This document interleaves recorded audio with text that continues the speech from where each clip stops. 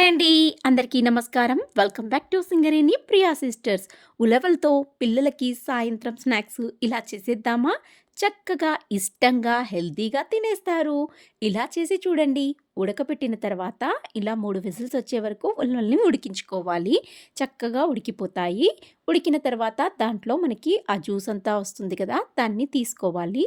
దాన్ని మాత్రం అస్సలు వేస్ట్ చేయకూడదు. ఎందుకంటే దాంట్లోనే చాలా ప్రోటీన్స్ అండ్ విటమిన్స్ ఉంటాయి మరి. ఇలా పోపు వేసుకోవాలి. కరివేపాకుతో పాటుగా పచ్చిమిర్చి దీంట్లోనే వేసుకుందాము. ఈ ఉలువల్లో ప్రోటీన్స్, ఫైబర్స్, వెయిట్ లాస్‌కి కావాల్సినవన్నీ దీంట్లో ఉన్నాయంట. వీక్లీ వన్స్ అన్నా తీసుకుంటే సరిపోతుందిగా మరి. పోపు వేసుకొని దీంట్లో ఒకసారి కలిపేసుకుందాము. ఇలా కలిపేసుకునేటప్పుడు మనం కొంచెం దీనికి రుచికి సరిపడా ఉప్పు వేసుకోండి.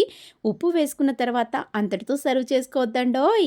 కాస్త నిమ్మకాయ రసం పిండినామంటే అస్సలు ఎంత టేస్టీగా ఉంటుందో పిల్లలు స్కూల్ నుంచి వచ్చిన తర్వాత ఒక్కసారి ఈ విధంగా హెల్తీ అయినా, టేస్టీ అయినా స్నాక్స్ చేసి పెట్టండి. స్కూల్ నుంచి ఎంతో అలసిపోయి, సొలసిపోయి వచ్చిన పిల్లలకి అస్సలైన ఎనర్జీ ఫుడ్‌గా ఉంటుంది. కాస్త ట్రై చేసి చూడరు? స్కూల్ నుంచి రాగానే మేము పెట్టే స్నాక్స్ ఇవే అండి అంటారా? అయితే ఆగండి, ఆగండి. ఇలా చూసేయండి మరి.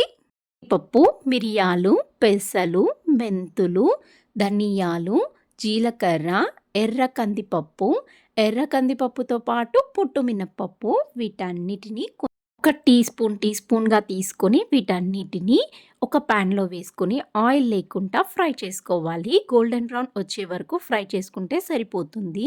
వీటిని ఫ్రై చేసుకున్న తర్వాత చల్లారనివ్వాలి. దాన్ని ఒక మిక్సీ జార్‌లో వేసుకోవాలి. పూర్తిగా చల్లారిన తర్వాత మిక్సీ జార్‌లో వేసుకొని ఫైన్ పౌడర్ చేసుకోవాలి. ఇంతకీ ఈ పౌడర్ ఎందుకంటారా? ప్రతి చారులో వేసేయండి. టేస్టీకి టేస్టీ, హెల్తీకి హెల్తీ.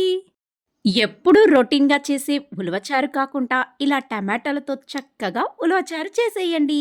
దీని ముందు ఏ చారైనా బలాతూరు మరి. వేడి వేడి చారు ఎంతో టేస్టీగా ఉంటుంది. ఊరుకో, చింతపండు లేకుండా ఉలవచారేంటి అస్సలు బాగుండదు అనుకుంటున్నారా? లేదండి. దీంతో చేశారనుకో చాలా టేస్టీగా ఉంటుంది. లొట్టలేసుకుంటూ తినేస్తారు మరి. టమాటాలని ఉడికించి గ్రైండ్ చేసిన తర్వాత ఇలా వాటర్ కలుపుకొని మళ్ళీ స్ట్రైనర్ సహాయంతో ఇలా అయితే తీసి పెట్టుకోవాలి. దాని జ్యూస్ అంతా తీసుకున్న తర్వాత దాంట్లో ముందుగా మనం ఉలవలు ఉడికించుకున్నాం కదా! ఆ జ్యూస్ కూడా ఇందులో మిక్స్ చేసుకొని పోపు వేస్తే సరిపోతుంది. మనం ముందుగా తయారు చేసుకున్న పొడిని ఇందులో వేయడం అస్సలు మర్చిపోకండి. దానివల్ల టేస్ట్ డబల్ అవుతుంది మరి.